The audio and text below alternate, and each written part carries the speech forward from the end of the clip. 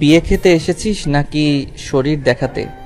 শরীর দেখানোর ইচ্ছে হলে রাস্তায় যেয়ে দেখা, কোনো ভদ্র বাড়িতে এসব চলবে না। বলেই আমার চুল থেকে হেয়ার ব্যান্ড খুলে নিল। হুট করে এমন বাজে শব্দ কানে আসাতে পেছনে থাকা ব্যক্তিটির দিকে ঘুরে অবাক নেত্রে তাকিয়ে রইলাম। মুখ থেকে কোনো শব্দ বের হচ্ছে না, চোখ থেকে টুপটুপ করে অশ্রু ঝরতে লাগলো। চোখের পানি ফেললেই অসভ্যতা করার সার্টিফিকেট পেয়ে যাবি। ভাইয়া তুমি এসব কি বলছো? এসব ন্যাকা কান্না বন্ধ কর। শরীর দেখিয়ে ছেলেদের আকৃষ্ট করার ধান্দা। কি বলছো? আমি এমন মেয়ে তোমার মনে হয়? তোর পিঠের মাঝ বরাবর জোড়া তিল আছে, বল আমি ভুল কিছু বলছি? সাথে সাথে বুকটা ধক করে উঠল। আর কোনো কথা না বলে দৌড়ে রুম থেকে চলে আসলাম। ঘৃণা হচ্ছে নিজের কাজের উপর, তার চেয়ে বেশি কষ্ট হচ্ছে ভাইয়া আমাকে এত বাজে মেয়ে ভাবে। লজ্জায় ঘৃণায় দু হাতে মুখ গুজে কাঁদতে কাঁদতে সোফায় বসে পড়লাম। মেঘ তিক্ত কথাগুলো বলে পূর্ণার দিকে তাকিয়ে আছে এক দৃষ্টিতে। এমন সময় কেউ মেঘের কাঁধে হাত রাখলো। পেছনে ফিরে দেখে রনিত। কি রে, তুই মেয়েটার সাথে এত বাজে বিহেভ কেন করলি? ভালোভাবে তো বলতে পারতি। কি করব বল, ও এমন এমন কাজ করে আমি নিজের রাগ কন্ট্রোল করতে পারি না। তাই বলে এমন ব্যবহার? ও তোর বউ নাকি প্রেমিকা? ছাড়, বাদ দে তো, চল এনজয় করি। বন্ধুর বিয়ে বলে কথা, ফুল মাস্তি হবে। আমার মনে হয় তুই ওকে পছন্দ করিস। যদি তাই হয়ে থাকে তাহলে এমন বিহেভিয়ার করলে ও তোর থেকে আরো দূরে পালাবে, কাছে আর এ জন্মে আসবে না। যে কাছে আসার সে আর কত দূরে যাবে? ঘুরে ফিরে আমার বুকেই তার নীড় হবে। হলুদের অনুষ্ঠান শেষ হতে হতে প্রায় 1টা বেজে গেছে। তামিম বলে, আজ সবাই আমার রুমে ঘুমাবে, চল। রাহি এসে বলে, কিসের ঘুম? আজ কোনো ঘুমাবো না, ছাদে চল, সারা রাত পার্টি হবে। ফ্রেশ হয়ে আয় সবাই, আমি সব রেডি করছি। রাহির কথায় কেউ দুমত পোষণ করলো না। মেঘ খেয়াল করলো অপূর্বকে বেশ বিচলিত দেখাচ্ছে। কিরে, বিয়ে তামিমের, কিন্তু 12টা বেজে আছে তোর চেহারায়। স্বাধীনতা হরণ হচ্ছে তামিমের। 12টা 13টা যা বাজার ওর চেহারায় বাজবে, তোর কি হলো? পূর্ণাকে খুঁজছি কিন্তু পাচ্ছি না, জানিস তো মা ওকে এতটা দূরে আসতে দিতে চায়নি, আমি জোর করে নিয়ে আসলাম। কি বলছিস তুই? হ্যাঁ ঠিকই বলছি, কল দিচ্ছি রিং হচ্ছে অথচ রিসিভ করছে না। বাসায় চলে যাবে, তাও তো একা একা সম্ভব না। চিন্তা করিস না, এদিকেই কোথাও আছে হয়তো। তামিমের বোন রূপসাকে জিজ্ঞেস কর। জিজ্ঞেস করেছি, ওর সাথে নেই। বেশ খানিকক্ষণ আগে থেকেই নাকি ওর নজরে পড়েনি। তাহলে এক কাজ কর, ওদের বাসার সব রুম খুঁজে দেখ। তুই ডান দিকে যা, আমি বাম দিকে যাচ্ছি। খুঁজতে খুঁজতে হঠাৎ একটা রুমে যেয়ে স্বস্তির নিঃশ্বাস নিল মেঘ। সোফায় গুটিসুটি হয়ে শুয়ে আছে পূর্ণা। মোবাইল বের করে অপূর্বকে টেক্সট পাঠালো। ধীর পায়ে পূর্ণার সামনে বসে তার ঘুমন্ত মুখশ্রীর দিকে তাকিয়ে রইল মেঘ। আলতো হাতে পূর্ণার সামনের চুলগুলো কানের পিঠে গুঁজে দিল। মনে মনে বলতে লাগলো, সরি, তোমাকে কষ্ট দিয়ে ফেলেছি বলে আলতো চুমু খেলো পূর্ণার কপালে। হুট করে কিছু একটা মনে পড়তেই চোখ জোড়া লাল বর্ণ ধারণ করল। হাতের মুঠ শক্ত করে বলেই পূর্ণার পিঠে কামড় বসিয়ে দিল। ঘুমের মধ্যে তীব্র যন্ত্রণা অনুভব হতেই পূর্ণা চিৎকার দিল। সাথে সাথে মেঘ পূর্ণার মুখ চেপে ধরল। ভয়ে পূর্ণার শরীর কাঁপছে। আস্তে আস্তে চোখ খুলে সামনে তাকাতে আবছা আলোতে সামনে থাকা ব্যক্তির চেহারা দেখে আরো ভয় পেয়ে গেল। মেঘের ঠোঁটের কোণে রক্ত লেগে আছে, চোখ দুটো লাল বর্ণের। পূর্ণা নিজের হাত পিঠে নিতেই হতভম্ব হয়ে গেল। গলা শুকিয়ে কাঠ হয়ে গেছে। মেঘের হাত কিছুটা আলগা হতেই পূর্ণা কাঁপা কাঁপা কণ্ঠে বলে, মেঘ ভাইয়া, আপনি মানুষ না, আপনি ভ্যাম্পায়ার। পূর্ণার আওয়াজ শুনে মেঘের হুঁশ ফিরল। পূর্ণা চিৎকার করছে কিন্তু তার গলা দিয়ে কোনো শব্দ বের হচ্ছে না। পূর্ণা ভয় পেয়েছে বুঝতে পেরে মেঘ বলে, ভয় পেও না, আমি কোনো ভ্যাম্পায়ার না, আমি মেঘ, তোমার ভাইয়ার বন্ধু মেঘ। মেঘের কথা শেষ হওয়ার আগেই পূর্ণা মেঘের কোলে ঢলে পড়ল। সকালের মিঠা রোদ চোখে পড়তেই পূর্ণা পিট পিট করে চোখ খুলল। আশপাশে তাকিয়ে দেখে এখানে কেউ নেই। তাহলে কি গত রাতে ওসব স্বপ্ন ছিল? হঠাৎ পিঠে ব্যথা অনুভব করে হাত দিয়ে দেখে কোনো অয়েন্টমেন্ট লাগানো। তার মানে মেঘ সত্যি ভ্যাম্পায়ার, আর সে গত রাতে আমার রক্ত খেতে এসেছিল। পূর্ণার আকাশ কুসুম ভাবনার মাঝেই চোখ পড়ল টেবিলের উপর দুটো ড্রেসের উপর। ড্রেসের নিচে একটা চিরকুট রাখা, চিরকুট খুলতেই চোখে পড়ল। এই ব্লু ড্রেসটা এখন ফ্রেশ হয়ে পড়বে, আর অন্যটা বিয়েতে। জান পাখি, তাড়াতাড়ি ফ্রেশ হয়ে নিচে আসো। পূর্ণা বুঝতে পারছে না এখানে কিভাবে এই চিরকুট আসলো। মাঝে মাঝে এমন চিরকুট পূর্ণা পায়। এই তো সেদিন কলেজ থেকে ফেরার পথে হঠাৎ একজন বাচ্চা এসে দিল, সেখানে লেখা ছিল, লিটল কুইন, তুমি ছেলেদের থেকে দূরে থাকবে। আমি ছাড়া অন্য কোনো ছেলের সাথে তোমার হেসে হেসে কথা বলা বারণ। নিজের খেয়াল রেখো জান পাখি। পূর্ণার কেন যেন ভালো লাগে এই লুকোচুরি ব্যাপারটা। চট জলদি ফ্রেশ হয়ে নিচে চলে আসলো। মেঘ আর চোখে একবার পূর্ণার দিকে তাকিয়ে মুচকে আসলো। ব্যাপারটা দৃষ্টি এড়ালো না তামিমের। তামিম বলে, লড়কা হাসা তো ফাঁসা। কিসের ফাঁসি? অপূর্বর কথা শুনে তামিম বলে, আরে ওই দেখ, ওর প্লেটে রনিত নাগা মরিচ দিয়ে দিয়েছে, সেটা দেখেও হাসলাম, তাই বললাম আর কি। অপূর্ব নিজের পাশের চেয়ারে বোনকে বসতে বলল, তারপর বলল, তো তোর মাথা ব্যথা আমাকে জানাবি না? আমি তোকে পুরো বাড়ি হন্য হয়ে খুঁজেছি। পূর্ণা অবাক দৃষ্টিতে তার ভাইয়ের দিকে তাকিয়ে যেই কিছু বলতে যাবে, তখন মেঘ বলে, আরে ছাড় তো, তোর বোন তো ঠিক আছে। এবার দ্রুত নাস্তা শেষ কর, বউ আনতে যেতে হবে তো নাকি? নাস্তা শেষ করে সবাই রেডি হচ্ছে। মেয়ের বাড়ি মুন্সিগঞ্জ। নারায়ণ থেকে মুন্সিগঞ্জের দূরত্ব 2 ঘন্টার মতো। পূর্ণা আয়নার সামনে দাঁড়িয়ে নিজেকে খুঁটিয়ে খুঁটিয়ে দেখছে। ড্রেসটা অনেক সুন্দর, গোলাপের উপর সাদা আর সোনালি সুতোর কাজ, উপরে কোটিও আছে। পূর্ণা মনে মনে বলে, লোকটার পছন্দ আছে। আচ্ছা চিরকুট কুমার, আপনি সামনে কেন আসছেন না? দিন দিন আপনাকে দেখার তৃষ্ণা বাড়ছে কেবল। পূর্ণার সিঁড়ি দিয়ে নামতেই চোখ পড়ল হলরুমে সবাই রেডি হয়ে দাঁড়িয়ে আছে। হঠাৎ খেয়াল করলো মেঘের পাঞ্জাবির দিকে, সাদা পাঞ্জাবিতে গোলাপি সুতোর কাজ। মনে মনে বলল, এই ভ্যাম্পায়ারের সাথে কেন সব সময় আমার ড্রেস মিলে যায়? তোর ভাল লাগে না? মেঘ পূর্ণাকে দেখে তৃপ্তির হাসি হাসলো। মনে মনে বলে, তোমাকে তো একদম মেঘপরি লাগছে। পূর্ণা নিচে এসে অপূর্বর সামনে এসে দাঁড়ালো। রূপসা বলে, আমিও পূর্ণার সাথে এক গাড়িতে যাব। আমরা এক গাড়িতে যাব, মেয়েরা আলাদা গাড়িতে যাবে। আমি আম্মুকে বলে দিচ্ছি পূর্ণার খেয়াল রাখতে।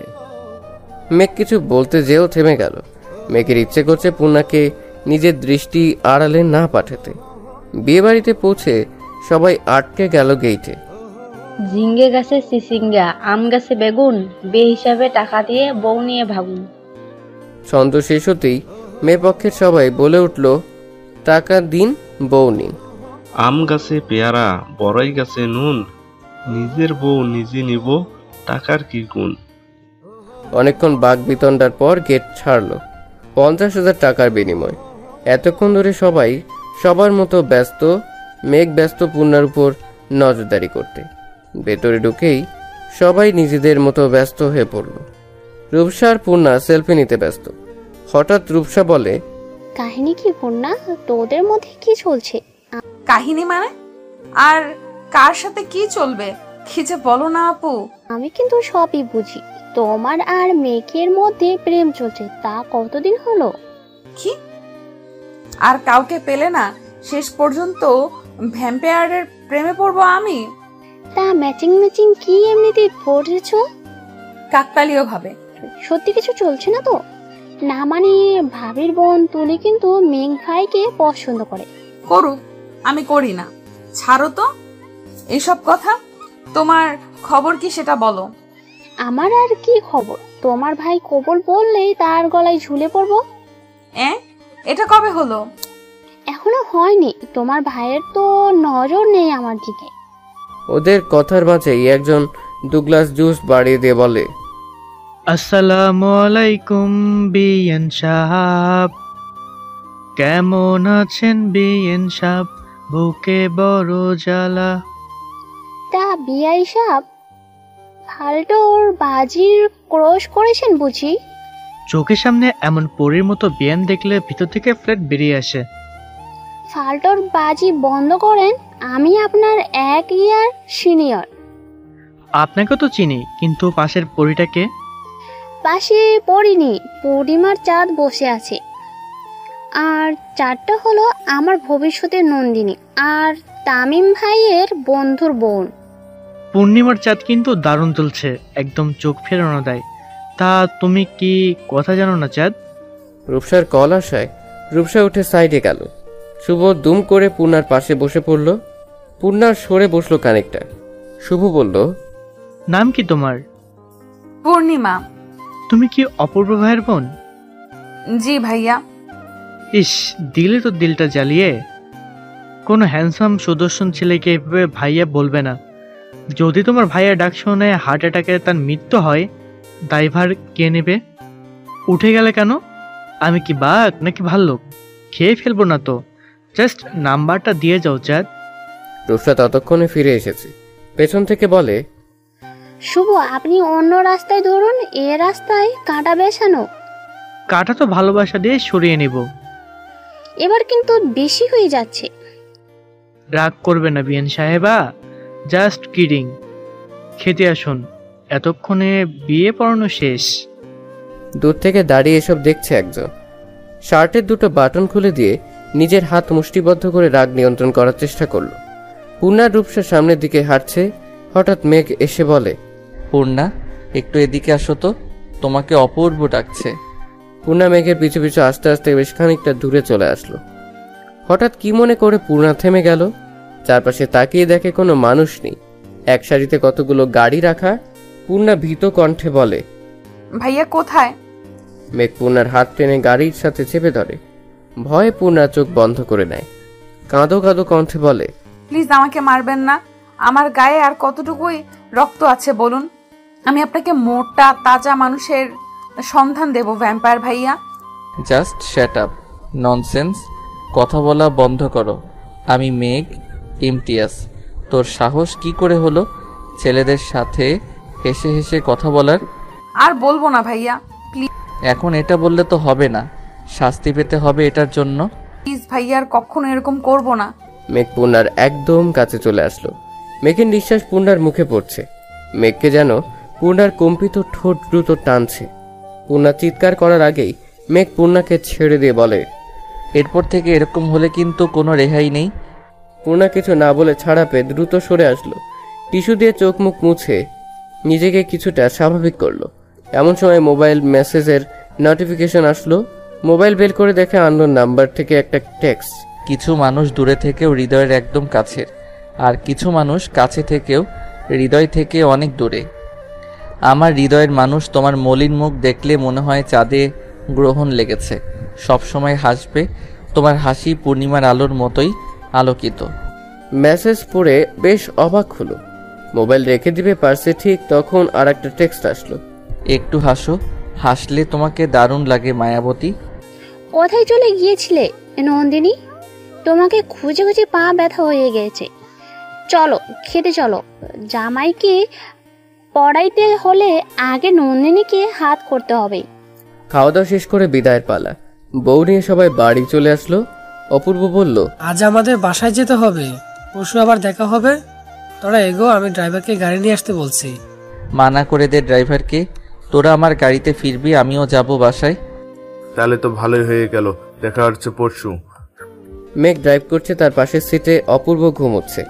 পূর্ণার নিচের দিকে তাকিয়ে আছে। মেঘ লুকিং গ্লাসে বারবার পূর্ণার দিকে খেয়াল করছে। হঠাৎ গাড়ি থামিয়ে মৃদু কণ্ঠে বলে, এবার হিজাব খুলে নাও, গরম কম লাগবে। পূর্ণার সাথে সাথে খুলে নিল। আর মনে মনে ভাবছে এই লোক আবার ভালো কথাও বলতে পারে। পূর্ণা নিজের চুল নিয়ে ব্যস্ত। মেঘ ড্রাইভ করছে আর বারবার পূর্ণাকে লক্ষ্য করছে। মনে মনে বলে, ইস, আমার ভাগ্য কত ভালো, এমন একটা কিউট বউ পাবো। রূপসার ভীষণ মন খারাপ, তাই সে আনমনা হয়ে বাইরে তাকিয়ে আছে। রাহি বলে, শোন, মন খারাপ না করে কাজের কাজ কর, যাতে অপূর্ব নিজেই তোকে প্রপোজ করে। না, ও কখনো আমাকে প্রপোজ করবে না। জানিস, আমার মনে হয় ওর সাথে তোরের কিছু একটা আছে। ভালোবাসা তো জোর করে হয় না, বল। শুন, মাঝে মাঝে আমরা কাছের জিনিসের মূল্য বুঝি না, তার কারণ হলো সেটা আমাদের জন্য অ্যাভেলেবেল, কিন্তু হুট করে সেই জিনিসটা দূরে সরে গেলে আমরা শূন্যতাটা বুঝতে পারি সহজে। দাঁত থাকতে দাঁতের মর্ম কেই বা বোঝে বল? আমার এখন কি করা উচিত? তুই অপূর্বকে পাত্তা দিবি না, টোটালি ইগনোর করবি। এতে যদি বিপরীত হয় তো? ও যদি তোর হয়, এই ইগনোর ও নিতেই পারবে না। আর যদি তোর না হয়, তুই ওর হয়ে আসবি। একতরফা ভালোবাসা যায়, কিন্তু জোর করে হাসিল তো করা যায় না, বল। কি ঢুকাচ্ছিস তুই ওর মাথায়? অপূর্ব রুফরাকে দেখে কাকে বিয়ে করবে? দেখে ছাড়বো তো আমরা কিসের জন্য আসি। ও বিয়ে করবে নয়তো ওর দাদা করবে। সবাই হেসে উঠল। মেঘ কিছু দূর আসতেই হঠাৎ সামনে থেকে একটা ট্রাক দ্রুত গতিতে তেড়ে আসছে। মেঘের কপালে ঘাম জমে গেছে, ভয়ে হাত কাঁপছে। হঠাৎ তামিম, রাহি, রনিত সবাই হসপিটালের করিডোরে পায়চারি করছে। কুলসুম বেগম, নিয়াজ আহমেদ দুজনেই চুপচাপ বসে আছে হসপিটালের বেঞ্চে। পরিস্থিতি এখনো বোঝা যাচ্ছে না। এর মধ্যেই একজন ডক্টর বাইরে আসলেন।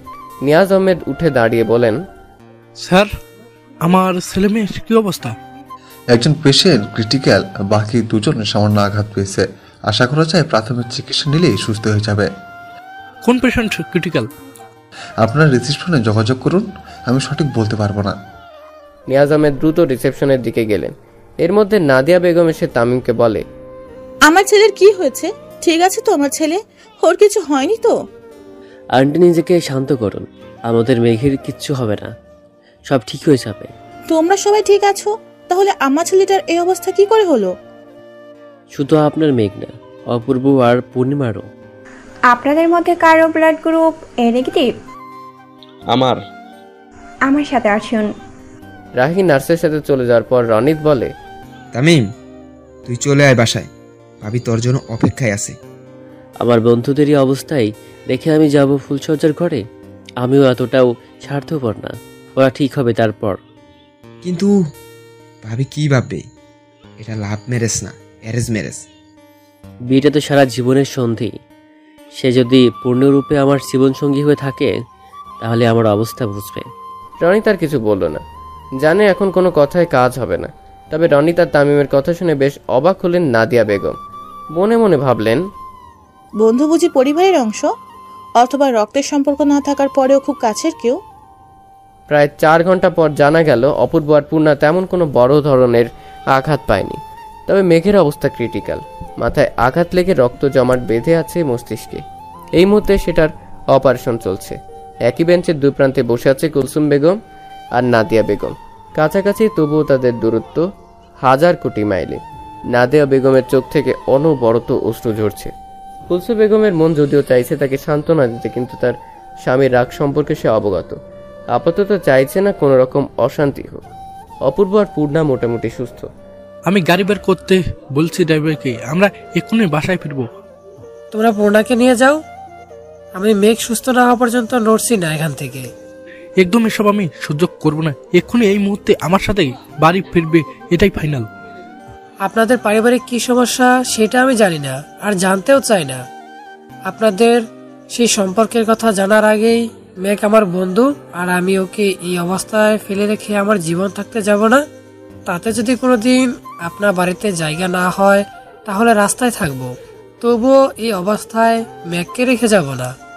পূর্ণা গাড়িতে বসতেই তার কানে শুধু ভাসছে মেঘের বলা একটা কথাই, আমি তোকে ভালোবাসি পূর্ণা, আমি তোকে ভালোবাসি। যতক্ষণ মেঘের জ্ঞান ছিল ততক্ষণ মেঘ এই একটা কথাই আওড়াচ্ছিল। বাসায় এসে নিয়াজ আহমেদ একটা নাম্বার বের করে কল করলেন। রিং হতে হতে কেটে গেল, কেউ রিসিভ করছে না। পূর্ণা নিজের রুমে এসে শুয়ে রইল। চোখ বন্ধ করতেই চোখের সামনে ভেসে উঠল বিভৎস মুহূর্ত। হঠাৎ গাড়ির নিয়ন্ত্রণ হারিয়ে বৈদ্যুতিক খুঁটির সাথে ধাক্কা খায়। সাথে সাথে মেঘ ছিটকে বাহিরে পড়ে যায়। পূর্ণা এপাশ থেকে ওপাশে পড়ে মাথায় হাতে আঘাত পায়। অপূর্ব দরজা খুলে লাফ দিলে একটা দেয়ালের সাথে বাড়ি খেয়ে সেন্সলেস হয়ে যায়। শুধু পূর্ণার জ্ঞান ছিল, তবে এত রক্ত দেখে সহ্য করতে না পেরে সেও জ্ঞান হারায়। পূর্ণা চোখ বন্ধ করে বলে, আমি যে আপনাকে ভালোবাসি না মেঘ ভাইয়া, আমার ভালোবাসার অনুভূতি শুধুমাত্র চিরকুট কুমারের জন্য। আচ্ছা, আপনি কি জানেন না আমি অসুস্থ? আপনার এই চিরকুটের তৃষ্ণা হচ্ছে বেশ। নিয়াজ আহমেদ সোফায় বসে আছে, মাথায় হাত দিয়ে নিচের দিকে তাকিয়ে আছে। কুলসুম বেগম বলেন, অনেক তো হলো, এবার অন্তত পুরানো কথা ভুলে যাও। নিয়াজ আহমেদ উঠেই টেবিল থেকে ফুলদানি নিয়ে ছুঁড়ে ফেলে বলে, আমি নিজের সম্মানের কথা ভুলে যাব? আমি ভুলে যাব মাহমুদের জন্য আমার পরিবার কতটা অপমানিত হয়েছে? আমি কখনো ভুলবো না। কেউ না দিয়ে আমার কেউ না, ওর সাথে আমার কোনো সম্পর্ক নেই। প্রায় 8 ঘন্টা পর জ্ঞান ফিরল মেঘের। মেঘ দেখতে পেল নাদিয়া বেগম তার বেডের সামনে দাঁড়িয়ে আছে। মেঘ কিছু বলতে চাচ্ছিল, নার্স বলল, এখন কথা বলার চেষ্টা করবেন না, আর একটু সুস্থ হন তারপর কথা বলবেন। নাদিয়া বেগমের চোখ থেকে অনবরত অশ্রু ঝরছে। এর মধ্যে বাহিরে চেঁচামেচির শব্দ শোনা গেল। নাদিয়া বেগম দ্রুত পায়ে বাহিরে আসলো। বাইরে এসে মাহমুদ সাহেবকে দেখে ভয় পেয়ে গেল। তুমি কি ভেবেছো তোমার ভাই আমার ছেলেকে হত্যা করার চেষ্টা করবে আর আমি বসে বসে আঙ্গুল চুষবো? শান্ত হও। আমার ভাই আর যাই হোক এমন জঘন্য কাজ কখনো করতে পারে না। এখনো ভাইয়ের গুণগান গাইছো? যদি প্রমাণ করে দিতে পারি তোমার ভাই এই কাজ করেছে, তাহলে কি তোমার ভাইয়ের বিপক্ষে সাক্ষী দিবে? ওই গাড়িতে তার নিজের 2 সন্তান ছিল, তাই আমার ছেলের জন্য না হোক, নিজের ছেলে মেয়ের জন্য হলেও এমন কাজ কখনো করবে না। বোকা তুমি, এখনো বোকা। তবে মনে রেখো, এরপর আমিও কাউকে ছাড় দেব না। প্লিজ শান্ত হও, এটা হসপিটাল, এখানে আর কথা বাড়িও না। মাহমুদ সাহেব নাদিয়া বেগমের কাছে এসে কানের কাছে মুখ নিয়ে বলে, আমার ছেলের জীবনের সাথে যে খেলেছে তাকে তো এত সহজে ছাড়ব না, হোক সে তোমার বাপ কিংবা ভাই। আমার হাত একটুও কাঁপবে না। নাদিয়া বেগম নিশ্চুপ, তার কি বা বলার আছে, সহ্য করা ছাড়া। এতক্ষণ অপূর্বকে খেয়াল না করলে হঠাৎ খেয়াল করে রাগে নিজের হাত মুষ্টিবদ্ধ করে নিল মাহমুদ সাহেব। নাদিয়া বেগম দ্রুত এসে মাহমুদ সাহেবের হাত আঁকড়ে ধরে বলে, দয়া করে এখন কোনো অশান্তি করো না, দেখতেই পাচ্ছ ছেলেটার হাতে আর মাথায় ব্যান্ডেজ করা। বড় সাপের দাঁত বিষ ভাঙতে হবে। আমার ছেলের আঘাতের বদলা ওর ছেলেকে আঘাত করেই নেব। অপূর্ব আগেই দেখেছে মাহমুদ সাহেবকে। মাহমুদ সাহেব প্রচন্ড রাগী মানুষ, সে সম্পর্কে ধারণা আছে অপূর্ব। অপূর্ব কিছু ভাবছিল, তখন তামিম অপূর্বর দিকে ফোন বাড়িয়ে দিয়ে বলে, তোর বউকে সামলা, আমার মাথা খেয়ে ফেলছে। ভাই একবার তোর কণ্ঠ শুনিয়ে মেয়েটাকে ঠান্ডা কর, নয়তো ওর সাথে আমাকেও পাগল বানিয়ে ছাড়বে। মানুষের ন্যূনতম কমন সেন্স থাকে, তোমার কি তাও নেই? দেখছো আমরা কত টেনশনে আছি, তবুও বিরক্ত করেই যাচ্ছ। আমি বেঁচে আছি, এবার ঘুমাও। রূপসা নিঃশব্দে গল কেটে দিল।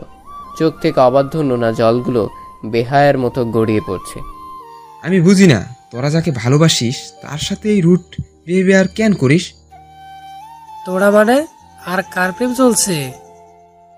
মাথা ঠিক নেই, তাই তুই বলতে চেয়ে তোরা বলে ফেলেছি।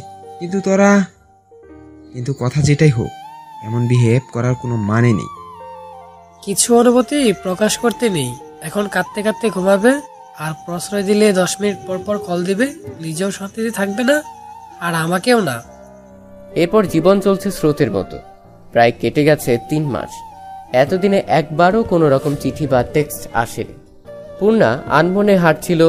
ফুটপাত ধরে খানিকটা পথ হেঁটে এসে রিক্সা নিল।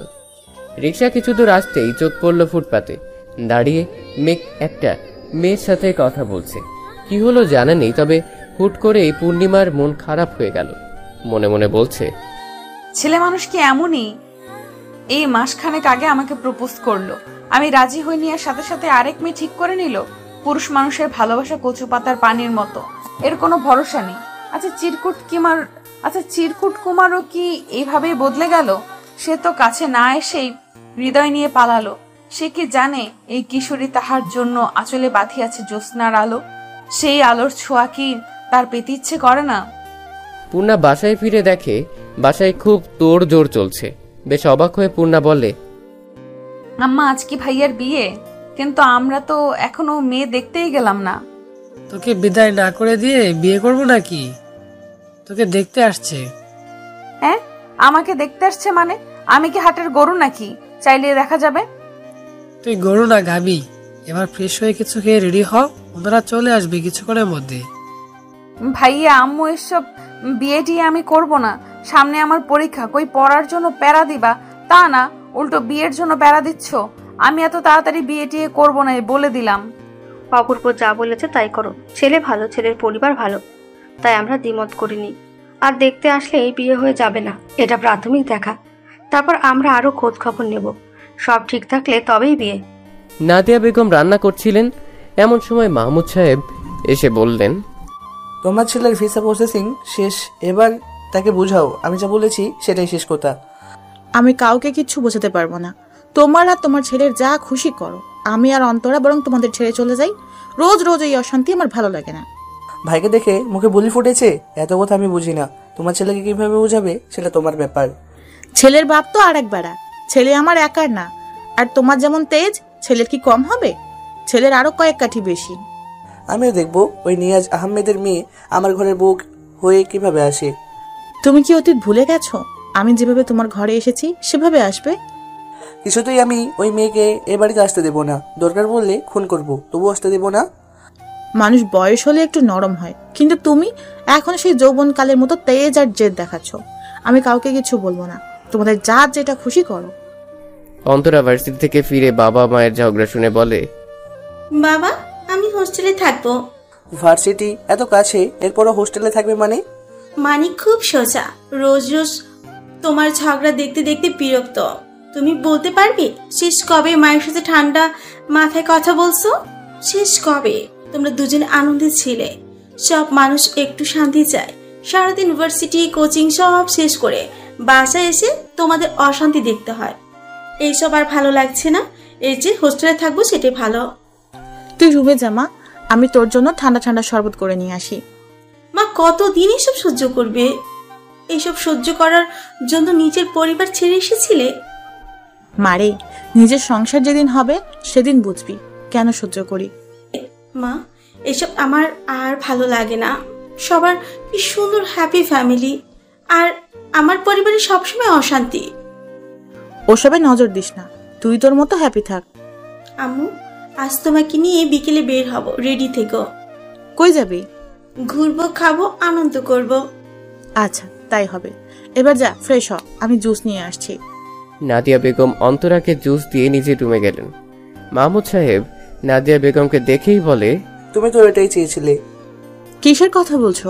ছেলে মেয়েকে আমার থেকে দূরে সরিয়ে দিয়েছো, ওরা নিজের বাবাকে ঘৃণা করে, অপছন্দ করে। এসব তুমি কি বলছো? তোমার জন্য আমি নিজের সব ছাড়লাম, আর তোমাকে আমি তোমার সন্তানদের থেকে দূরে সরিয়ে দিব? ওরা তোমার নিজের সন্তান, কিন্তু তোমার কিছু ভুলে এই দূরত্ব তৈরি হয়েছে। কতবার বলেছি ছেলে মেয়ের সামনে কোনো রকম তর্ক করবে না। ওরা বড় হয়েছে, এখন সবটা বুঝতে শিখেছে, এখন আর ছোট নেই, তাই আমাদের এখন বুঝতে হবে ওদের। মেঘ একটার পর একটা সিগারেট শেষ করছে। অর্পা এসে মেঘের হাত থেকে সিগারেট নিয়ে ফেলে দিয়ে বলে, তোর কি দেবদাস হওয়ার শখ জেগেছে? তাহলে এখানে বসে না থেকে কোনো বারে যা।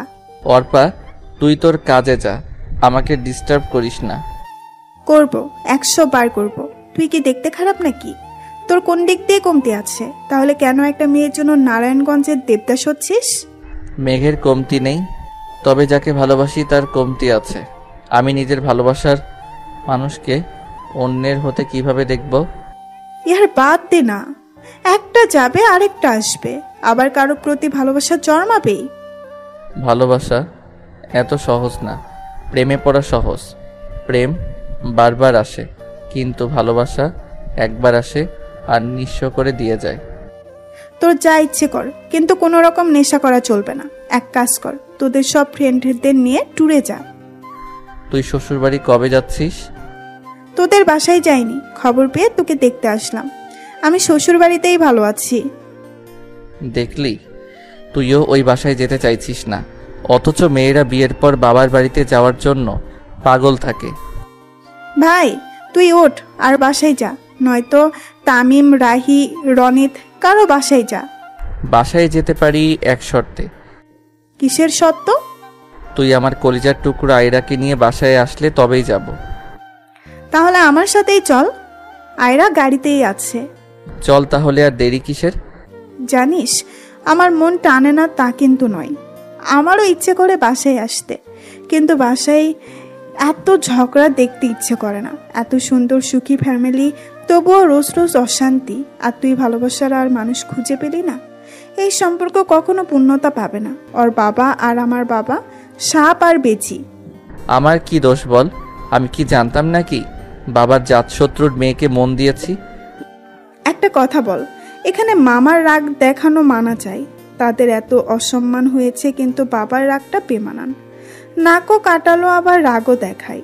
তাই কি উচিত ছিল না মামা আর নানা ভাইয়ের কাছে ক্ষমা চাওয়া? অথচ এখনো কত ইগো ধরে বসে আছে, আর আম্মুর সাথে রোজ রোজ সেটা নিয়েই ঝগড়া। আর ছোটবেলায় কি বলেছে, আম্মু নাকি অনাথ, মাঝখান থেকে আমারও নানা বাড়ির আদর থেকে বঞ্চিত হলাম। জানি না কি হবে ভবিষ্যতে, তবে পূর্ণাকে না পেলে আমি দেবদাস হব। পূর্ণা মন খারাপ করে বসে আছে।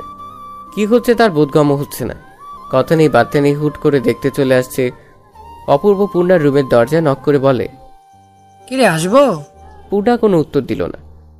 আচ্ছা চলে যাচ্ছি। আসো। মন খারাপ কেন করেছিস? তোর কি কোনো পছন্দ আছে? থাকলে আমাকে বল, আমি খোঁজ নিয়ে দেখি ছেলে কেমন। পূর্ণা মনে মনে বলে, যাকে মন দিয়েছি তাকে তো নিজেই চিনি না, সে কেন আমার সাথে এমন ছল করলো? আমার শূন্য হৃদয়ে ভালোবাসার বীজ বপন করে কেন সে আড়ালে হারালো? কোন রকম সংকোচ ছাড়া বলে ফেল, আমাদের কাছে সবার আগে তোর খুশিটা ম্যাটার করে। নেই, আমার কোনো পছন্দ নেই, তবে আমি বিয়ে করতে চাইছি না এত তাড়াতাড়ি। এতটুকুই কারণ? সত্যি কোনো পছন্দের মানুষ নেই তো? হ্যাঁ আছে। কে সে? নাম কি? কিরে কোথায় থাকে? একসাথে এত প্রশ্ন জিজ্ঞেস করলে কিভাবে বলবো?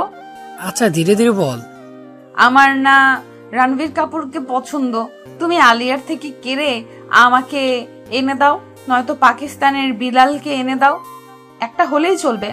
তবে রে বাদর কোথাকার। ভাইয়া আমি এত তাড়াতাড়ি বিয়ে করতে চাইছি না, যদি বিয়েই দিবে তাহলে সায়েন্স নিয়ে কেন পড়ছি? আমি কিছু করতে চাই, ওই সুযোগটুকু দাও আমাকে। আতিফ ভালো ছেলে, আর তাছাড়া আঙ্কেলের সাথে বাবার সম্পর্ক ভালো তো, তাই মানা করতে পারেনি।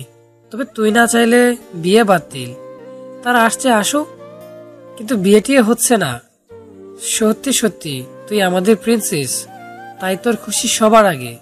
অপূর্ব চলে যেতেই পূর্ণা বলে, আপনাকে খোঁজার জন্য চেষ্টা করব চিরকুট কুমার, খুঁজে না পেলে বাবা মায়ের পছন্দে যে কাউকে বিয়ে করে নেব। পূর্ণার ভাবনার মাঝেই পরপর মেসেজ নোটিফিকেশন বেজে উঠল।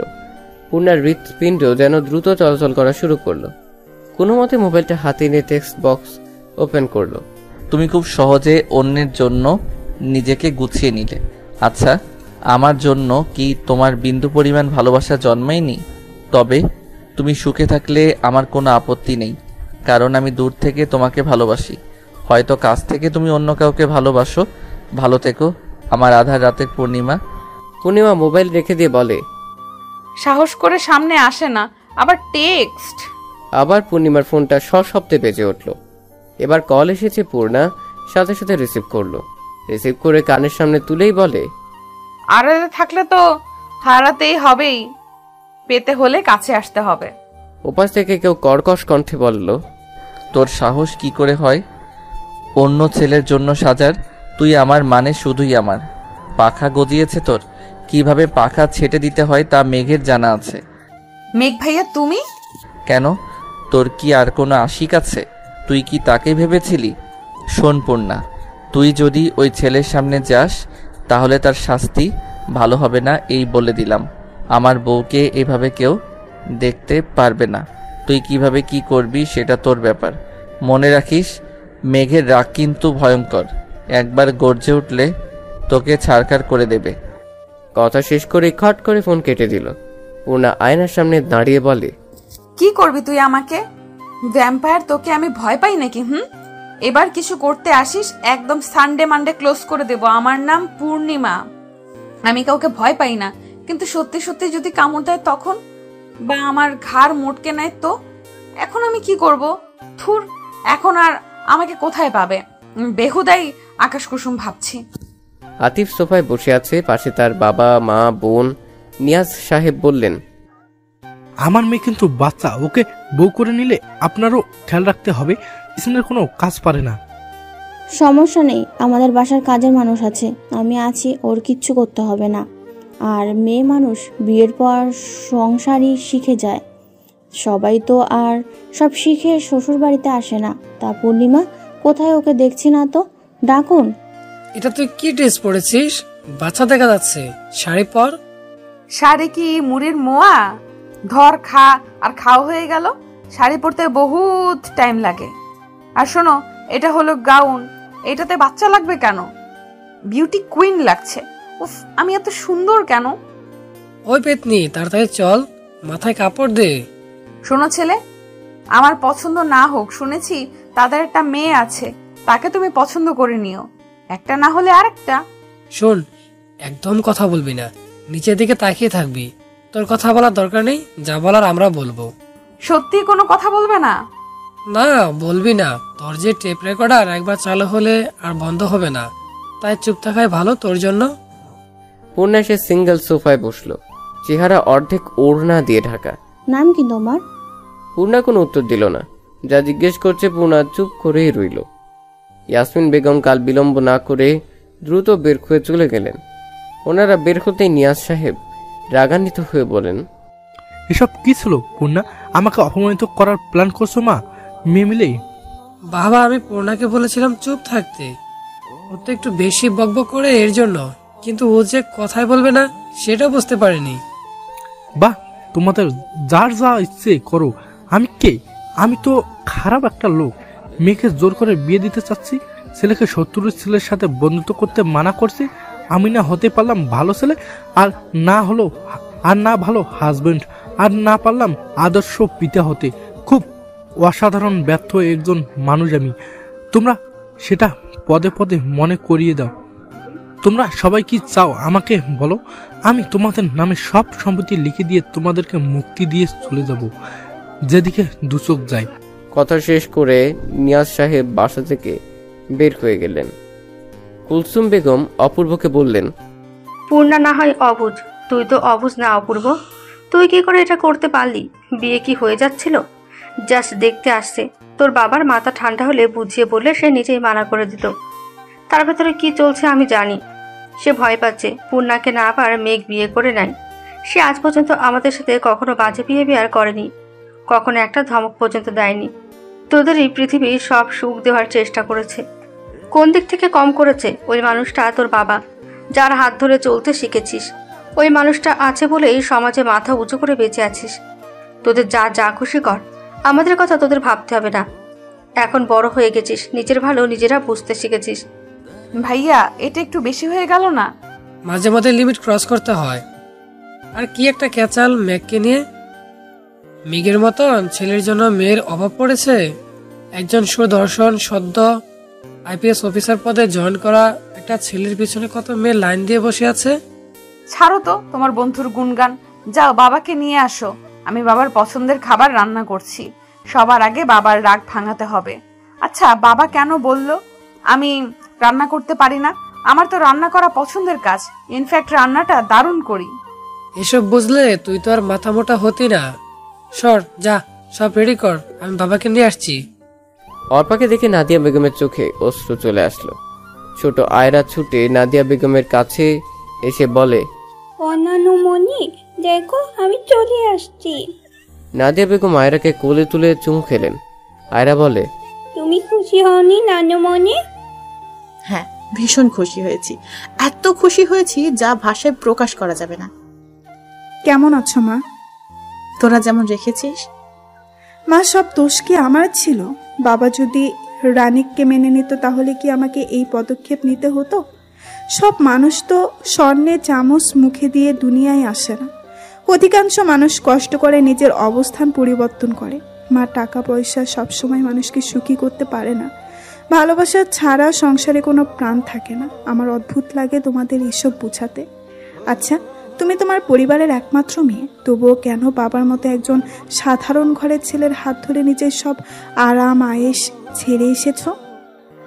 দেখো, সব বাবা নিজের সন্তানের ভালোটাই চায়, কিন্তু ছেলে মেয়ে বড় হয়ে গেলে তারা নিজেরাই নিজেদের ভালোটা বুঝে নেয়। তখন বাবা মায়ের কথার কোনো মূল্য থাকে না। মা, আমি ভুল করিনি। তোমাদেরকে বারবার বলেছিলাম একবার রানিকের সাথে দেখা করে কথা বলো, কিন্তু তোমরা আমার কথা কর্ণপাত করনি। কারণ প্রথমবার রানিককে দেখে তুমি বলেছিলে তোমার পছন্দ হয়নি, তারপর বললে বাড়ি আছে কিনা নিজেদের।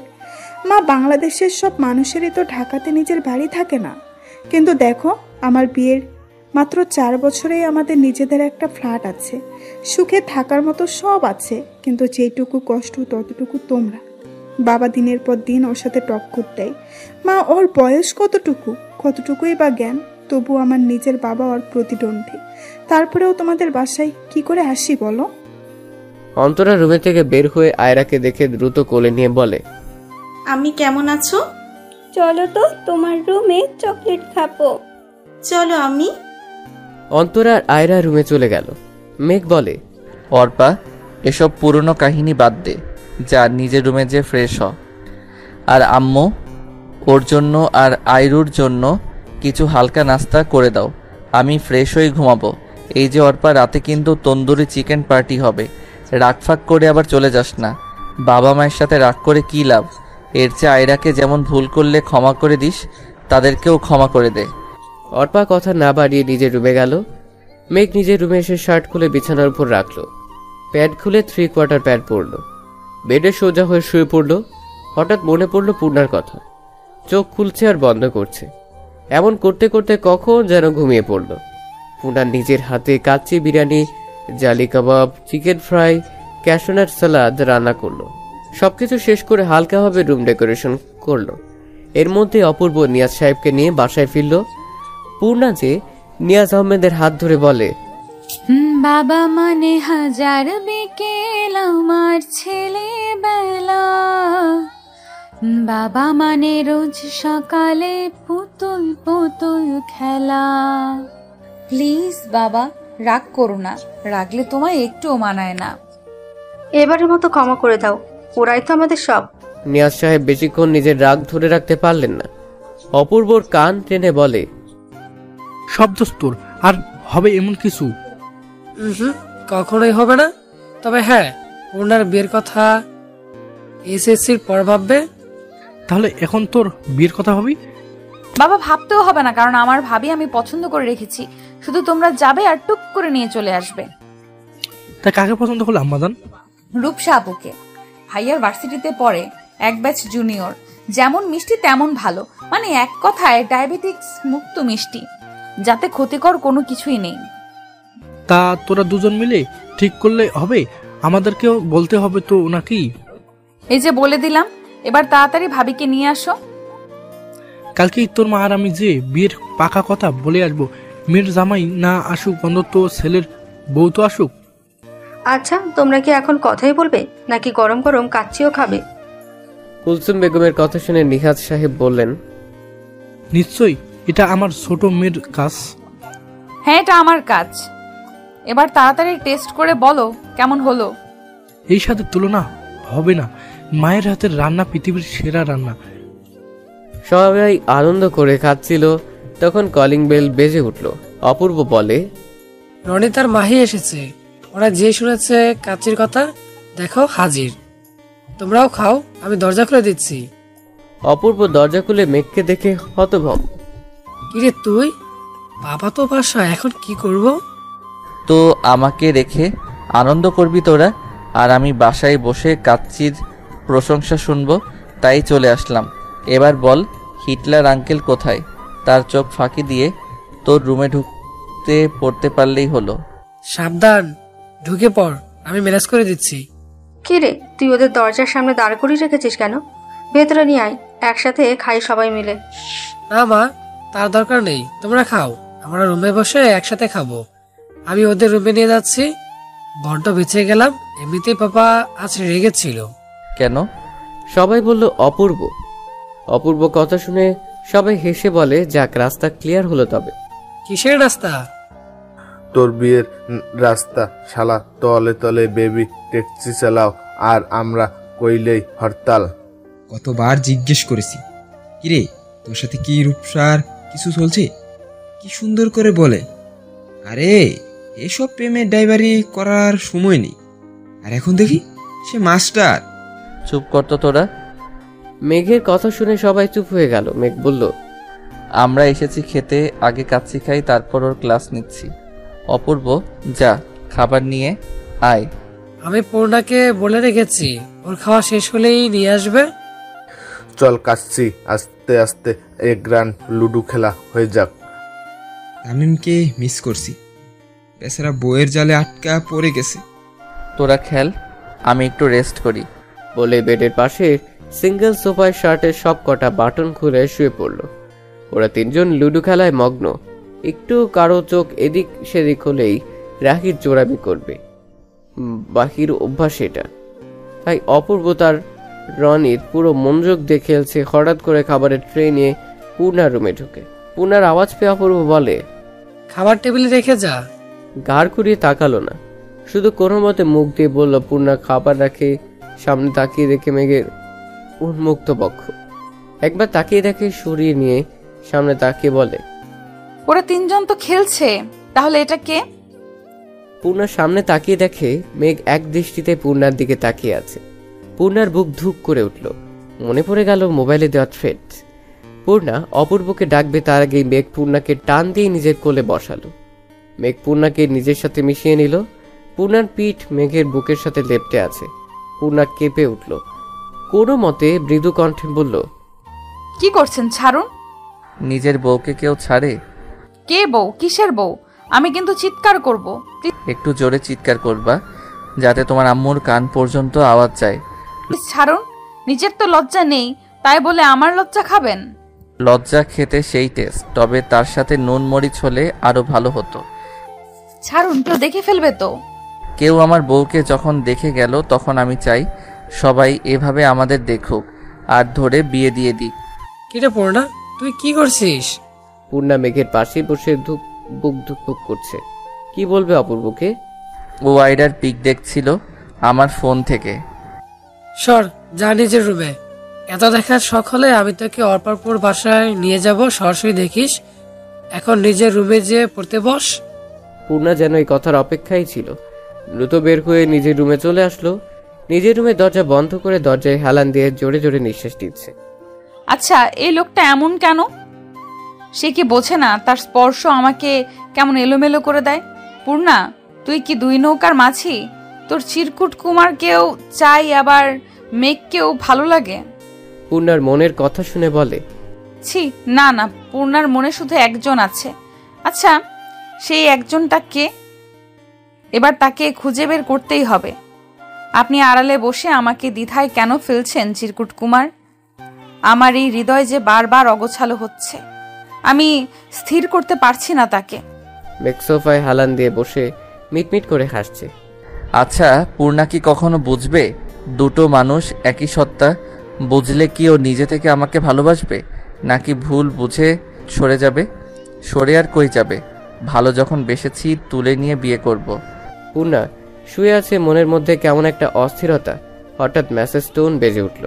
মোবাইল হাতে নিয়ে মেসেজ ওপেন করে দেখে, তুমি আমার সদ্য ফোটা বেলি, যার শুভ্রতা আর মাতাল করা ঘ্রাণে রোজ মরি আমি। পরপর আরো 3টে টেক্সট আসলো। পূর্ণা রিপ্লাই করলো, আড়ালে স্বপ্নের জাল বুনলে সে স্বপ্নও পূর্ণতা পায় না। ভালোবাসলে দূর থেকে নয়, কাছে এসে বলতে হয় ভালোবাসি প্রিয়। আপনার প্রতি অনুভূতিকে আমি ভালোবাসা বলবো নাকি ভালো লাগা জানা নেই, তবে কালের বিবর্তনে আপনিও হবেন কোনো অতীত। এই প্রথমবার পূর্ণার রিপ্লাই। মেঘ বেশ খানিকটা সময় মেসেজের দিকে তাকিয়ে থেকে বলে, তুমি তো সদ্য ফোটা বেলি নও, তুমি হলে পূর্ণাঙ্গ পূর্ণিমা। তা ভাই, তুই কবে থেকে একা একা কথা বলতে শিখেছিস? আরে ও মামা, বুঝিস না, প্রেমে পড়লে মানুষ কত কি করে। থাম তোরা, দেখ তো ওর মাথায় কোনো গন্ডগোল আছে নাকি? পাবনায় সিট বুকিং দিতে হবে নাকি? এসব কিছুই করতে হবে না, বিয়ে করতে হবে, বুঝলি? এই, কবে বিয়ে করেছিস? কাকে বিয়ে করেছিস? আমাদের প্ল্যান অনুযায়ী তুই বিয়ে করবি রাজশাহীতে।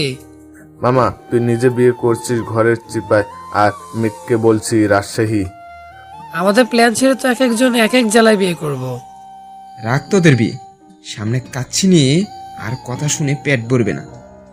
এখন কাচ্চি খেতে হবে। কি ঘ্রাণ বের হচ্ছে! তোরা তো বিয়ে সব মুখে মুখে করবি, বিয়েও করবি না, আর পেট পুরে খাওয়াও বিয়ে।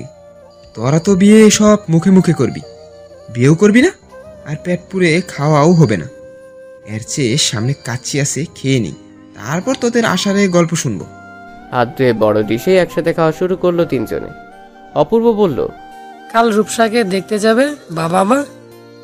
দেখতে মানে কালকেই পাকা কথা বলে আসবে।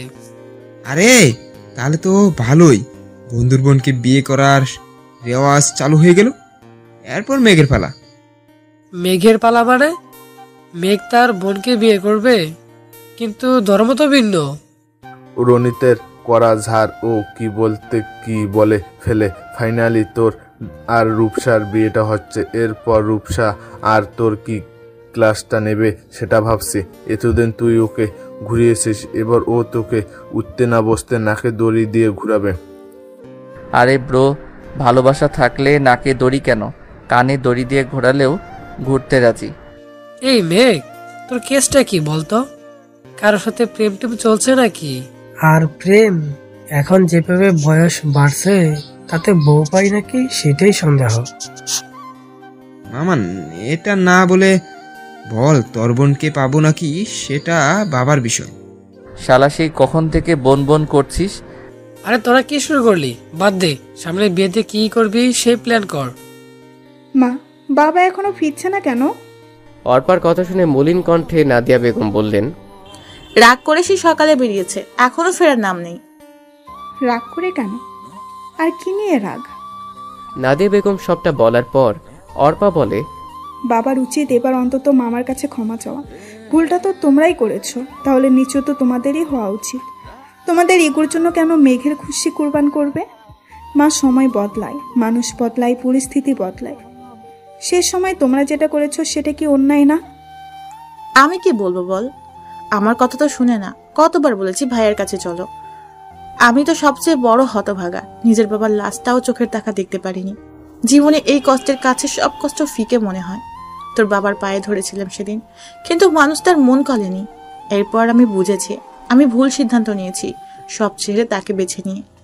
এরপর থেকে আমার নিজের সব চাওয়া বিসর্জন দিয়েছি। মুখ ফুটে কখনো মানুষটার কাছে নিজের দুঃখের কথা বলিনি।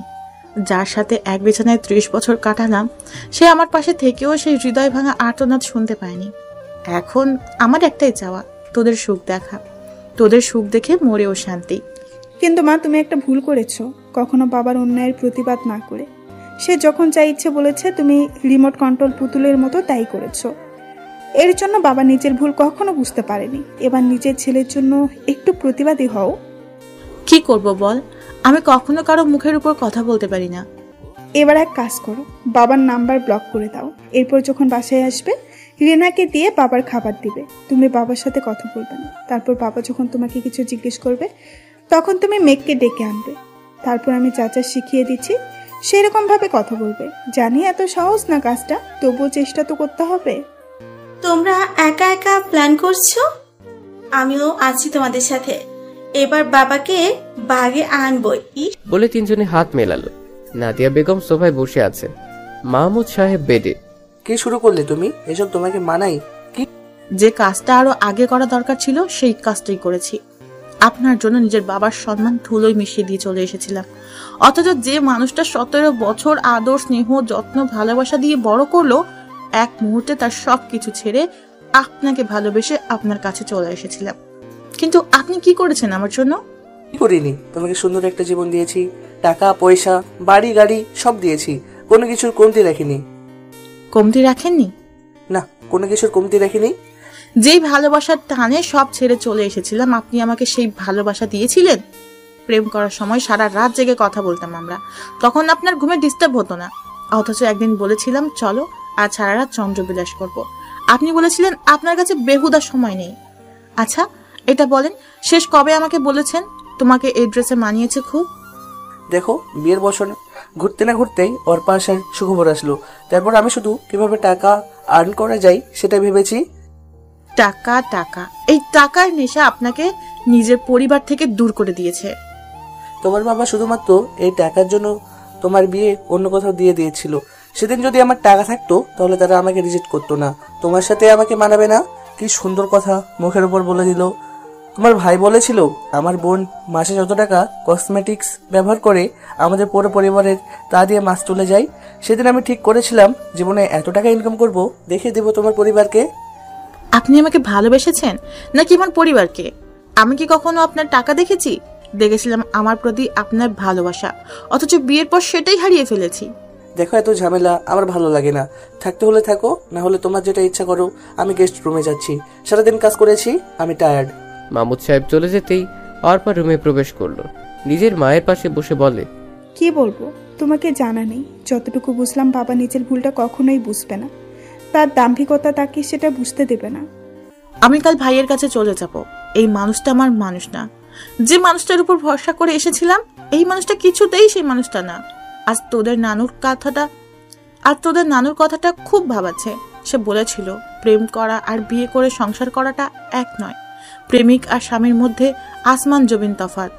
আম্মু, এত বছর যেখানে যাওনি না, নানুর মৃত্যুর সময়ও যাওনি, সেখানে যাবে? হ্যাঁ, যাব। ভাইয়ের পা ধরে ক্ষমা চাইবো। একটা মেয়ে নিজের বিয়ের আসরে তার বয়ফ্রেন্ডের সাথে পালিয়ে গেলে সেই পরিবারকে কি কি সহ্য করতে হয় সেটা এখন বুঝি। তাই আমি চলে যাব। যদি তোর বাবা নিজের ভুল বুঝে আমাকে ফিরিয়ে আনে, তবেই ফিরে আসবো। ছাদে বসে ওরা সবাই আড্ডা দিচ্ছে। এর মধ্যে মেঘ বলল, আমি পানি খেয়ে আসি। সাবধানে বাবা, যাতে তোকে দেখে না ফেলে। দেখলে বলবো মামা আমি শত হোক আপনার ভাগ্নে। সারা জীবন শুনেছি মামা ভাগ্নে যেখানে আপদ নাই সেখানে। শালা নিজে তো মরবি সাথে অপূর্বকে নিয়ে। মেঘ নিচে এসে আস্তে করে পূর্ণার রুমে ঢুকে পড়ল। রাত তখন প্রায় 2টা ছুঁয়েছে। পূর্ণা তখনও পড়ায় ব্যস্ত। হঠাৎ করে মেঘকে দেখে বলে, আপনি? পূর্ণার কথা হয়তো মেঘ শুনতে পায়নি। আস্তে করে এসে পূর্ণার পাশে বসে বলে, আমার ভাই পাঠিয়েছে তোমাকে পড়াতে। আপনি বললেই আমি বিশ্বাস করব? ভালোই ভালোই বের হন, নয়তো আমি চিৎকার করব। আমি জানি তুমি চিৎকার করবে না। যত হোক তোমার জামাইকে কেস খাওয়াবে না শ্বশুরের কাছে। আপনি যাবেন নাকি? কি পড়ছিলে দেখি? ফিজিক্স? এটা কোনো সাবজেক্ট হলো? তোমরা সুন্দরী মেয়েরা পড়বে কেমিস্ট্রি, রসায়ন। দেখুন, আপনি প্লিজ চলে যান। কেউ দেখে ফেললে আমার কিছু না হলেও আপনার চরিত্রে দাগ লাগবে। কবি বলেছেন সুন্দর মেয়েরা ফিজিক্স পড়বে না। ভালোবাসি সুইট বউ। উঠে দাঁড়িয়ে হুট করে পূর্ণাকে জড়িয়ে ধরে বলে, যেদিন তুমি বুঝবে সেদিন শুধু আমাকেই খুঁজবে। তারপর কানের কাছে মুখ এনে বলে, বুঝবে যেদিন, খুঁজবে সেদিন, জানি খুঁজবে সেদিন, পাবে না খুঁজে আমাকে। বলেই চলে গেল। পূর্ণার সাথে সাথে দরজা লক করে দিল। পূর্ণা নিজের বুকের ধুকপুক শব্দ শুনতে পাচ্ছে। আচ্ছা, এই মানুষটার স্পর্শ আমাকে এইভাবে এলোমেলো কেন করে দেয়? জগ থেকে এক গ্লাস পানি খেলো। জোরে জোরে শ্বাস নিয়ে নিজেকে শান্ত করার চেষ্টা করছে। কিছুক্ষণ পর আবার টেবিলে বসলো। মেঘ সিঁড়িতে আসতেই হুট করে তার কিছু একটা মনে পড়লো। তারপর মনে মনে বলে, মেঘ এত বড় ভুল কিভাবে করলি? পূর্ণা এক দৃষ্টিতে তাকিয়ে আছে খাতার দিকে। এই হ্যান্ডরাইটিং পূর্ণার খুব পরিচিত। পূর্ণা দ্রুত উঠে তার চিরকুটগুলো বের করলো। Same to same. পূর্ণার চোখ অশ্রু ঝরছে। সুখের অশ্রু নাকি কষ্টে সেটা বোঝা যায়। দ্রুত উঠে নিজের রুমের দরজা খুললো। আশপাশে তাকালো। না, মানুষটা আশপাশে নেই। দরজার পাশে দেয়ালে হেলান দিয়ে দাঁড়িয়ে চোখ বন্ধ করে আছে। ইচ্ছে করছে এখনই ছুটে যেয়ে মানুষটাকে জড়িয়ে ধরতে, একদম লুকিয়ে ফেলতে বুকের বাঁ পাশে। উফ, কি সুখ সুখ একটা অনুভূতি।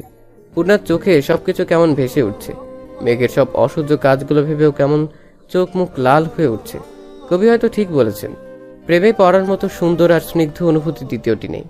কি অদ্ভুত সুখকর অনুভূতি। হঠাৎ কারো কণ্ঠে চোখ মেলে তাকালো পূর্ণা। কিরে, তুই এখানে কি করছিস? অপূর্বর কথা শুনে খানিকটা ঘাবড়ে গেল, তবুও নিজেকে সামলে বলে, ভাইয়া পানি আনবো টেবিল থেকে, কিন্তু একটু আগে ডাইনিং রুমে যেন কার ছায়া দেখতে পেলাম, তাই ভয় করছে। আরে বোকা, ওটা তো মেঘ ছিল। আর তুই আমার সাথে আয়, এত ভীতু হলে চলে? মেঘ ভাইয়া এখন কোথায়? কোথায় আবার ছাদে? তুই কেন জিজ্ঞেস করছিস? মনে হলো তুমি আমাকে মিথ্যে সান্ত্বনা দিচ্ছ, তাই কনফার্ম হলাম সত্যি আমাদের বাসায় এখনো আছে নাকি। আজ আমাদের বাসায় থাকবে ওরা। কিন্তু বাবা দেখে ফেললে? দেখবে কি করে? একটু পর রুমে এসে ঘুম দিব, উঠে দেখবো বাবা অফিসে। পূর্ণা এক গ্লাস পানি নিয়ে বলে, আমি রুমে যেয়ে খাবো। রুমে এসে দরজা বন্ধ করে বলে, ভালোবাসি আপনাকে, শুনছেন? ভালোবাসি আপনাকে। ইস, মনের কথা যদি মনের মানুষের কাছে পৌঁছে যেত কতই না ভালো হতো। উফ, এখন টুক করে তার মনের নোটিফিকেশন চলে যেত, তার পূর্ণা তাকে ভালোবাসি বলছে। আপনার নাম মনে আসতেই লজ্জা ঘিরে ধরছে কেন আমাকে? আমি কেন আগে বুঝলাম না আমার চিরকুট কুমার আপনি? আচ্ছা, ভালোবাসেন যখন, তখন মুখ ফুটে বলছেন না কেন? একবার তো অন্তত চোখে চোখ রেখে বলুন ভালোবাসি। আমার এত সুখ আমি কই লুকাবো প্রাণ? নিয়াজ আহমেদের সামনে মাথা নিচু করে বসে আছে নাদিয়া বেগম। কুলসুম, আমার চোখের সামনে থেকে সরে যেতে বলো। এত বছর পর কেন সব নাটক করছে তা বুঝতে পারছো তো? ভাইয়া, আমি ভুল করেছি, মানছি তো। প্লিজ ক্ষমা করে দাও। জানি এই ভুলের ক্ষমা হয় না, তবুও আমাকে আর পর করে রেখো না। 30টা বছর তোমাদের ছেড়ে একা কাটিয়েছি। মেয়েদের বিয়ের পর বাপের বাড়ি থাকে সুখ দুঃখ ভাগ করে নেওয়ার আশ্রয়স্থল। কিন্তু আমার ছিল না। একা একা নিজেকে সামলেছি। আমি মানছি আমি ভুল করেছি, তবে এবার তুমি মেরে ফেললেও আমি ফিরে যাব না।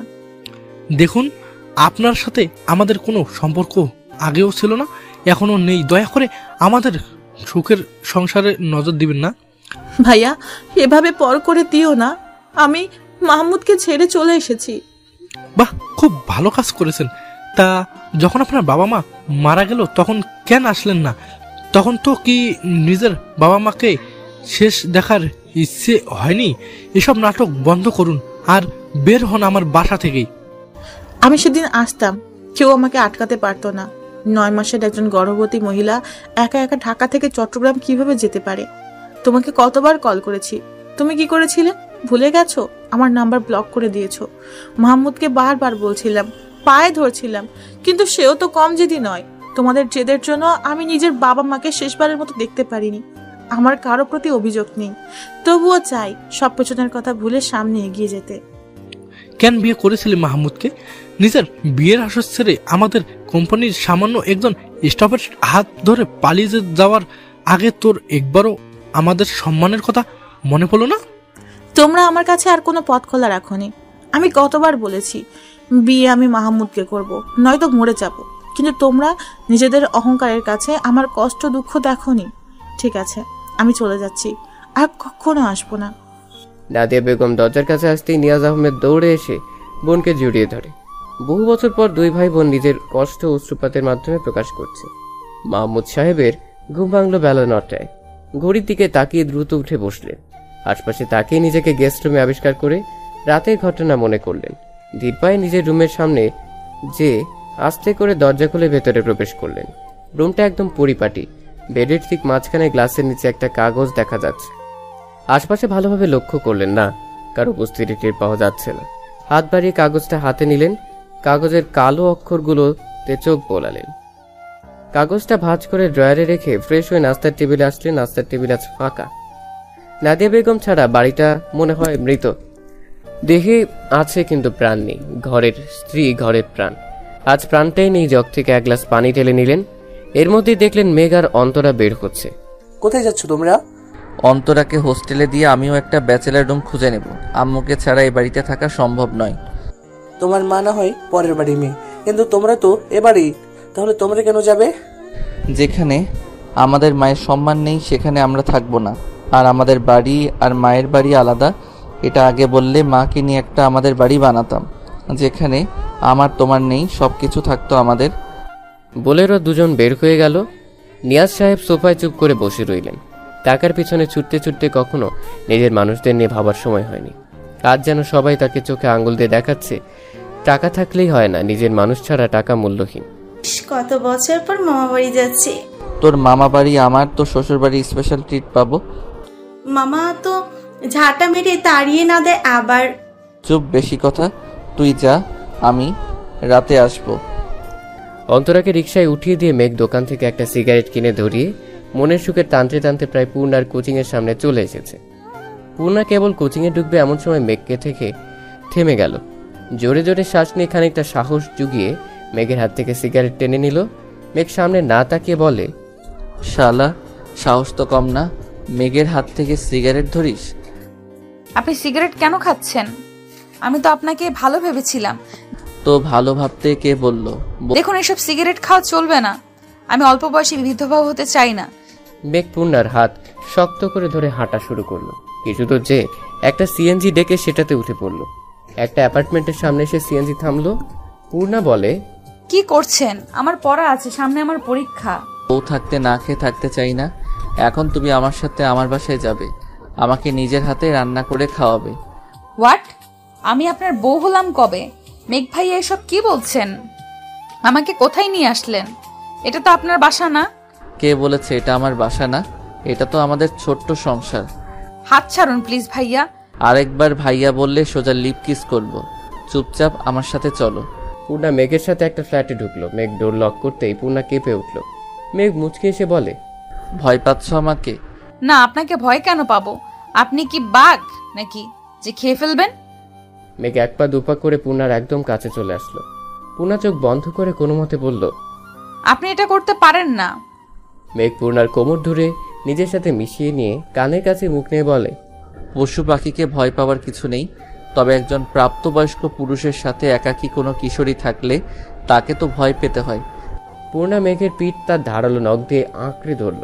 দুজন শুধু দুজনের হার্টবিটের শব্দ শুনতে পাচ্ছে। মেঘ আস্তর করে পূর্ণার পিঠ থেকে ব্যাগটা নিয়ে পূর্ণার থেকে দূরে সরে আসলো। পূর্ণা তখনও চোখ বন্ধ করে জোরে জোরে শ্বাস নিচ্ছে। মেঘ পূর্ণার সামনে তুড়ি বাজিয়ে বলে, এই মিসেস মেঘ, সোজা কিচেনে যান আর আমার জন্য কিছু বানিয়ে নিয়ে আসুন।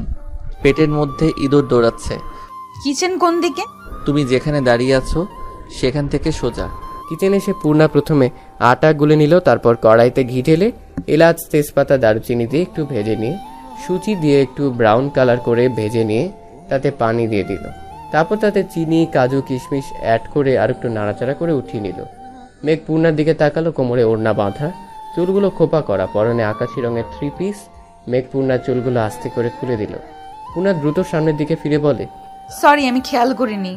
বলে পিঠে হাত দিয়ে দেখে চেন তো আটকানো। মেঘ হেসে বলে, আজ খোলা থাকলেও সমস্যা নেই, আমার বউ, আমার সম্পত্তি, আমি না দেখলে কে দেখবে? তা রাঙা বউ, রান্না করতে পারো তো নাকি না খেয়ে থাকতে হবে? রান্না কেমন হয়েছে? সব মশলা পারফেক্টভাবে দিয়েছো, ভালো তো হবেই। তাহলে এবার আমি সবটা বলি, আপনি রান্না করুন। না মানে আমার ভুল হয়েছে, তোমার হাতের ছোঁয়া পেয়ে রান্না অমৃত হয়ে গেছে। হাতটা দাও তো, একটা চুমু খাই। বিয়ের পরে রান্নার ভরপুর প্রশংসা করবেন। প্রশংসা পছন্দ হলে পরের বেলায় খাবার পাবেন, নয়তো উপোস রাখবো। চলো বিয়েটা করে ফেলি। আমার বাবাকে বলুন, আর এখন আমার যেতেই হবে, নয়তো বাসা থেকে খোঁজ করা শুরু হয়ে যাবে। চলো আজ তোমাকে নিয়ে একসাথে শ্বশুর বাড়ি যাব। পূর্ণা নিজেকে একটু গুছিয়ে নিয়ে আয়নায় তাকিয়ে বলে, আপনি আমাকে কিভাবে ভালোবাসলেন? এভাবে ওভাবে কিভাবে যেন বেসে ফেলেছি। আপনি তো আমাকে প্রপোজ করেননি। পূর্ণা হিসাবে শেষ পিনটা গেথে এপাশ ফিরে দেখে মেঘ হাঁটু মুড়ে বসে বলে, আমার সারা জীবনের ব্যক্তিগত রাঁধুনি হবে। কথা দিচ্ছি তোমার রান্নার ভরপুর প্রশংসা করব। এ কেমন প্রপোজ হলো? বলো না হবে। সারা জীবনের জন্য আমি তোমার। তোমার শব্দটা যেন মেঘের হৃদয়ে শীতল হাওয়া বয়ে গেল। উঠেই পূর্ণাকে জড়িয়ে ধরে শক্ত করে মৃদু স্বরে বলে, আমি শুধু তোমার, এই আজকের পর থেকে আর আপনি আপনি চলবে না বলে দিলাম। চলো জমের সাথে লড়াই করে তোমাকে নিয়ে আসতে বের হয়ে পড়ি। আমার বাবাকে জম বলা? তোমার বাবাকে কেন বলবো, আমি আমার মামাকে বলেছি। দুজনেই হেসে দিল, হাতে হাত রেখে বের হয়ে আসলো। ভালোবাসা এমন এক ম্যাজিক, ভালোবাসলে তাকে শত জন্মের পুরোপুরি মনে হয় কত যুগের সম্পর্ক ছিল। তারা হয়তো সব সময় কাছেই ছিল, এক মুহূর্তে যেন সবচেয়ে নিজের হয়ে যায় মানুষটা। মাহমুদ সাহেব নিয়াজ আহমেদের সামনাসামনি বসে আছে।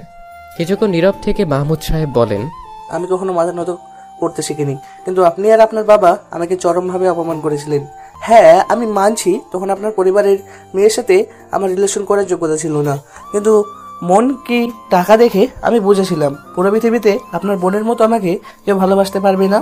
তাই টাকা ছাড়ার সাহস আমার হয়নি। বারবার আপনার বাবার আর আপনার সামনে নত হয়েছি। আপনারা আমাকে কুকুরের মতো তাড়িয়ে দিয়েছেন, এভাবে আমি নিতে চাইনি, আপনারা বাধ্য করেছেন। সেসব কথা এখন টানতে চাই না। আমি আমার নত হয়ে ক্ষমা চাইছি। আমার বউকে আমার কাছে ফিরিয়ে দিন, আর আমার সন্তানদের তার নানার বাড়ি ফিরিয়ে দিন। আমার ছেলেটাকে তার ভালোবাসা ফিরিয়ে দিন। আমি যদি বলি আমার বোনকে ফিরিয়ে দিন তার বাবা মাকে, পারবেন? আমার মা বাবার তার মেয়েটাকে শেষবারের মতো দেখার জন্য ছটফট করতে করতে মারা গেছে। রাগ অভিমান একদিন মিটে যায়, কিন্তু সময়ের সাথে বাড়তে থাকে ক্ষতগুলো। কিভাবে মেটাবেন জানি না, কোন ভাষায় ক্ষমা চাইবো। তবুও বলবো, নিজের ঘৃণ্য অতীত ধরে রেখে বাচ্চাদের বর্তমান নষ্ট করবেন না। আমরা যা ভুল করেছি তার শাস্তি ওদের দেবেন না। নাদিয়া বেগম অবাক নেত্রে নিজের প্রিয়তমকে দেখছে। এই তো সেই মাহমুদ যার জন্য পৃথিবীর সবকিছু ত্যাগ করতে রাজি নাদিয়া বেগম। কোথায় হারিয়ে গিয়েছিল এই মানুষটা? মাহমুদ সাহেব উঠে নাদিয়া বেগমের হাত ধরে বলে, সব ভুলগুলো ভুলে যাও। এবার থেকে তুমি তোমার মাহমুদকে দেখার পাবে। আবার চলো সাজিয়ে তুলি বাকি জীবনটা। নাদিয়া বেগমের চোখ থেকে কয়েক ফোঁটা অশ্রু নড়ে পড়ল। এ যেন সুখের অশ্রু। সবাই নিজেদের মধ্যে সব মিটিয়ে নিচ্ছে। এমন সময় মেঘ আর পূর্ণা বাসায় ফিরল। অন্তরা বলে, মিয়া বিবি চলে আসছে, পরিবারও রাজি, এবার খবর দাও কাজী। শালা আমার নাকের ডাগায় বসে আমার বোনের সাথে প্রেম করলি আর আমি জানতে পারলাম না। হায় আফসোস। সুমন্দি, তুই তো তোর প্রেমিকারে নিয়ে পাগল, এসব দেখার টাইম কই তোর? নিয়াজ সাহেব মেঘের সামনে এসে বলে, দেখতে ঠিকঠাক, কিন্তু কাজ কাম কিছু করো নাকি বাপের হোটেলে খাও। শেষ পর্যন্ত আমার মেয়ের জামাই হয়েই দম নিলা। তা আর দেরি কিসে? দুই বিয়ে একসাথে হোক, একজন যাবে একজন আসবেই। কথা শেষ করে মেঘকে জড়িয়ে ধরলেন। পরে শুক্রবার ধুমধামে বিয়ে হয়ে গেল। সবাই সবার জীবনে আনন্দিত। মেঘ বারান্দায় বসে পায়ের উপর পা তুলে মোবাইল নিয়ে ব্যস্ত। পূর্ণা এসে মোবাইলটা টান দিয়ে নিয়ে বলে, তোমার সামনে এত সুন্দরী বউ থাকতে মোবাইলে কি?